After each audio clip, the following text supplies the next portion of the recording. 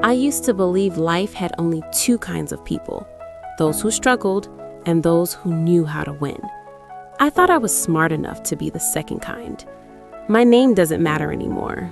Back then, names were temporary, just like the men who paid to say them. What mattered was how I looked, how I dressed, how effortlessly I could make a wealthy man feel young again.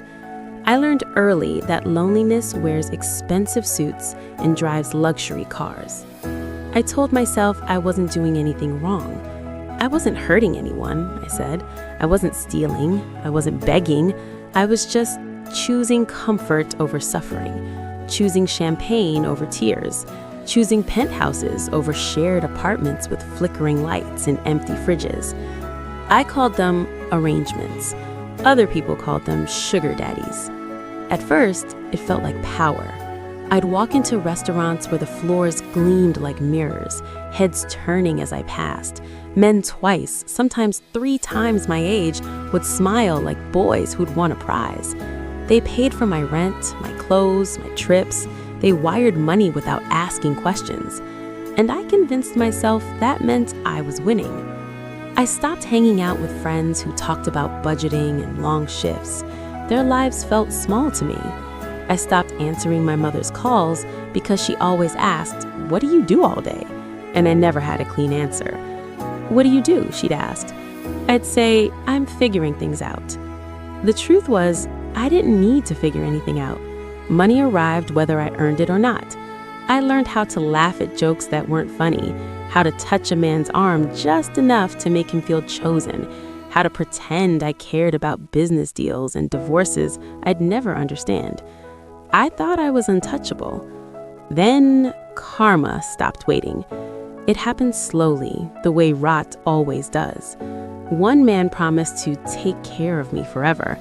He disappeared the moment his wife found the receipts. Another told me I was different, then replaced me with someone younger the second I turned 26. Payments became delayed, messages went unanswered. I told myself it was temporary, until the night everything collapsed.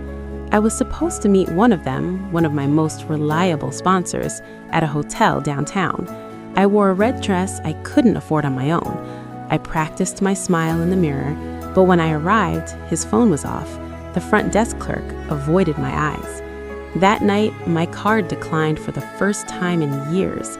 I stood there, heels in my hand, heart pounding, realizing I didn't even know how much money I had left. I had never needed to know. Within weeks, the apartments I loved became a notice taped to the door. Friends I'd ignored didn't return my calls. The men who once showered me with praise now treated me like a mistake they'd already erased. I had built my life on borrowed affection, and the debt was due. The worst part wasn't losing the money. It was losing myself. I didn't know how to exist without being wanted, without being paid, without someone validating my presence. I stared at my reflection one morning and didn't recognize the woman looking back. Her eyes were tired. Her smile felt foreign. For the first time, I was alone with my thoughts. I remembered the girl I used to be, the one who dreamed of independence, not dependency, the one who thought success meant pride, not convenience. I remembered how I judged women who settled, never realizing I'd done the same, just in silk and heels. Karma didn't come with thunder. It came with silence. I took a job at a small cafe. My feet hurt. My pride hurt worse. Customers barely noticed me, and that terrified me more than being broke. I wasn't special there. I was just human. But something strange happened. Each paycheck, small as it was, felt heavier than all the money I'd ever been given. I earned it. I owned it. No one could take it back because they changed their mind or found someone prettier. I started answering my mother's calls again. She didn't ask questions. She just said, "I'm glad to hear your voice." That almost broke me. I won't lie and say I became some perfect person overnight. Shame doesn't disappear that easily. Regret lingers. Some nights I still remember the ease, the luxury, the illusion of control. But now I understand the truth I ignored for years.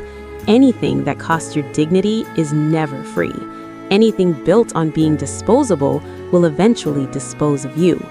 I thought I was using rich men. In reality, I was trading my future for comfort I couldn't keep. This is not a story about judgment. It's a confession. I survived my own choices. I learned that karma doesn't punish you with fire.